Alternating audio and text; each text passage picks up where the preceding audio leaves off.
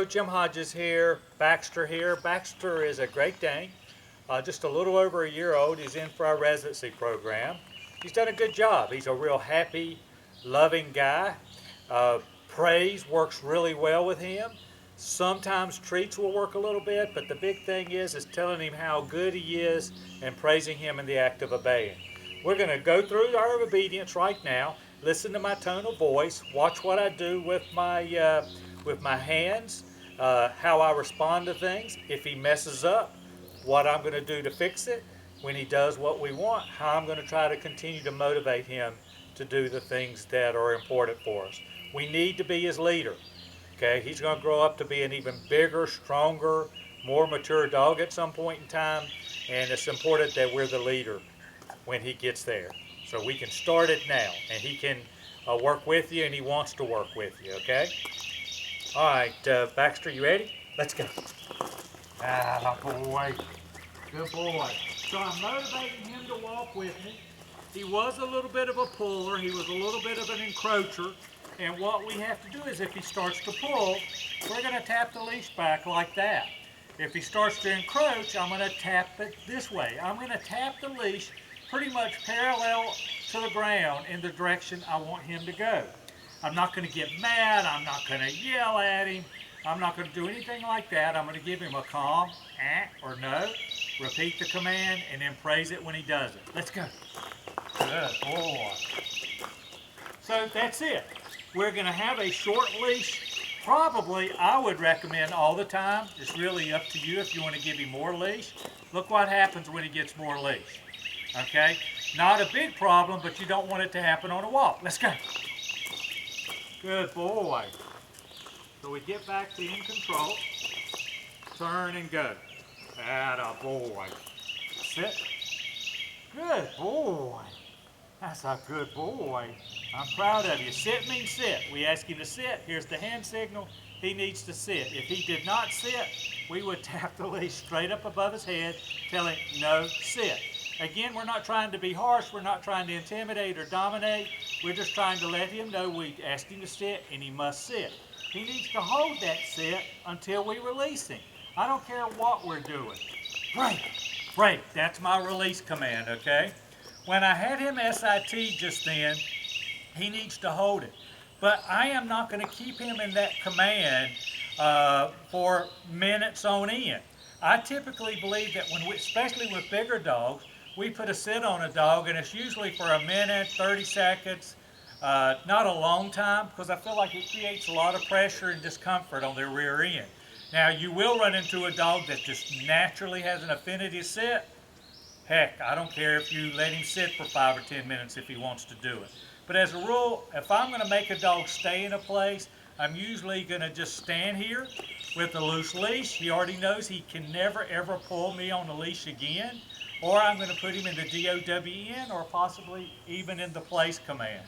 If I ask him to sit, that's only to get his attention so that he recognizes that I'm the authority, that I told him to do something, he obeys. Then I'm going to release him and let him relax. For example, if I was meeting somebody down the street. Let's go. Good boy. So, SIT, we tap up. When we tap the leash, it's no, and we repeat the command. If we have to tap the leash, we're still going to praise him when he does it correctly, okay? So the next thing we're going to do is the DOWN. Sit. Good boy. From the side, down is the hand signal. Now down means down. We can keep him in a down a longer time. If he started to get up, pretend like this is his head, I would go, no, down. All right? Down means down. I don't care what we're doing. He has to stay there. If he got up and moved to where Salem was, we would get him, take him back. No, no, no, no, down. Good boy, okay? Down is important right there where we're asking him to be. This is the hand signal for down. Sit. It's okay, come on. Good boy. Good boy. Sit from down is really hard for a lot of dogs. You hear, if you go back and listen to this video, you'll hear my tone was a lot different. All right, let's go. Good boy. Then from down, hand signal from in front. Good boy. No, no. All right, so now he moved up, right? He wanted to come between my legs. No, no, down. Good. Baxter likes to get between your legs, and I let him do it. It's a fun thing he does with his family, but we can't let it interfere with the work we're doing, okay? So here I went, D-O-W-N. He didn't do it. He moved a little bit. I took him back. No, no, no, down. And then a little bit of praise on the back end, okay? The other thing is the COME command. Again, he's not really treat motivated to a great deal, at least with me. But I like to use treats for the come command. I use it with the come command on leash and off leash. Now he's a big guy. He's not going to come all the way up to me. He's going to get close to me so he can see me real well. And then he's supposed to sit at the end of it, okay? So, you ready? Come. Okay. Good boy. Give him a little bit of treat. Pet him and love. I don't know if you noticed how and now he's in a sit. He has to hold the sit, break, until I release him. And when I released him, break, sit, okay, come on. Good boy. Come on, let's go. So we want to encourage him to do what he needs to do and try to work in a positive. The down is important. He must learn to do the down. It's sort of what I tell people all the time. It's the most submissive command the dog has to do, but he needs to do it. All right, let's go to here. Next thing is the load up command. All right, buddy, up. Ah, boy, I'll even give him a treat for that. Good. I was telling Rachel the other day and his owners that he looks like the elephant on the circus on the little platform. He's just so tall and big. Break. Good boy. And that's load up, that's hup, that's great for getting on his couch at home or loading into a car or anything like that. Sit. Good. Next is the heel command. No, sit. Good boy. Next is the heel command. We have an imaginary box by our side, and it's his job and our job to keep him in that box. Heel. We walk around, he stays. We stop, he sits. Good boy. I can step off, he has to hold it. I can go down. Good boy. Break. But it's his job. Sit. Good. Heel. I step off. His job is to come back in. Got a number of cats watching this work right now. Back into it. He stops. Atta boy. Break. So that's the heel. We don't want to move real fast on the heel, at least in the beginning.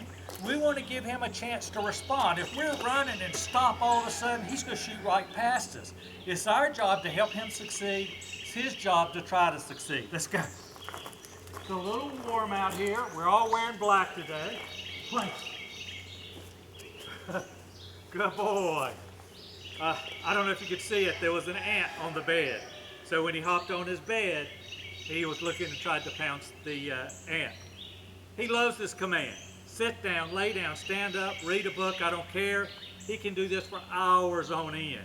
He can do it outside. The primary reason he's doing it outside here is for our video. He does the place in any room of our home. He can do it down in any room, and we work him in all rooms. But we put him into place command. We've had a real busy day at work or what have you in life in general. We can put him in place, and we can sit there and read and talk to amongst each other and know that he's listening to us as a leader while he's doing that command. We get a few minutes off, he gets a few minutes off. Baxter's a great dog.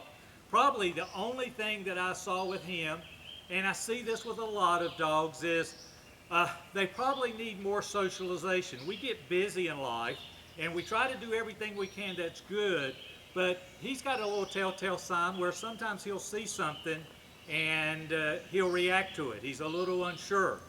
When we see that, it's more important that we become his leader. When we become his leader, he's going to realize that these things that might scare him or make him a little uncertain are going to be handled by us. We always work them in a lot of minimum distraction to begin with, and then we start adding these distractions. For example, Baxter, I have a well down the end of this driveway. And the very first time he walked down the driveway, because we take him out and try to exercise him and work him while we're walking, he saw the whale with Rachel, my trainer, and he about jumped out of his skin. He got really worried about it. Rachel was the calm, exuding, confident leader, didn't let him freak out, made him do his obedience, let him see without rushing to the whale that it wasn't going to hurt him, okay? Next time, he was a little bit more uncertain, but he walked with her. Now he can walk past that at any time because he knows two things. One, that's not going to hurt him, and two, Rachel had his back, or I have his back, or you, the owner, has his back. It's important that we don't allow him to build on that fear. We show him it's nothing to worry about, that I've got it, I'm going to take care of that big bad whale, or the chair, or whatever the case may be. It could even be another dog. You know, it's always important when we begin training that we concentrate on us, you and him working together without a lot of distractions, so he can understand what makes you tick, and so you can understand and reward, praise, or consequence his actions. We always keep a good tone about us. If he does something wrong, we'll use inflection, not volume. No. And then even when we do bite, we always praise on the back end. He's a great guy. He's a big lover. He loves everybody. Probably one of the worst things that he does is he likes to run up between your legs. And we didn't take it away. We saw it made him happy. And the owners have a good time with it as well. If it ever got to a point that it was too much, then we would start to stop it. How would we stop it?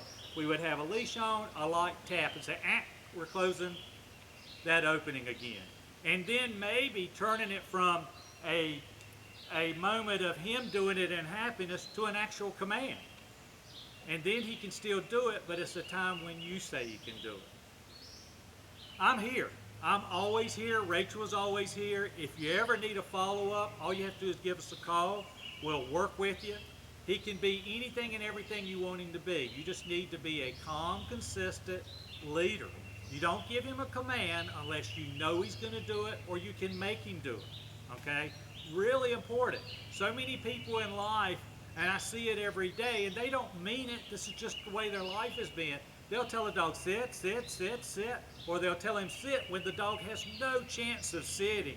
And the dog learns to ignore us. Same with the word no. I tell everybody when a puppy comes into our home, we say no, and it works for a brief period, but at some point in time, a dog just says, boy, his bark isn't very good, because that's all it is a bark. There's no bite or substance to it. My substance, the bite, I'm a big believer in physical touch with dogs, okay? But it's not to intimidate or dominate. It's to provide a consequence, it's to bite, and it's to love and praise all at the same time. Thank you so much. Jim Hodges, 336-945-3232, JimHodgesDogTraining.com.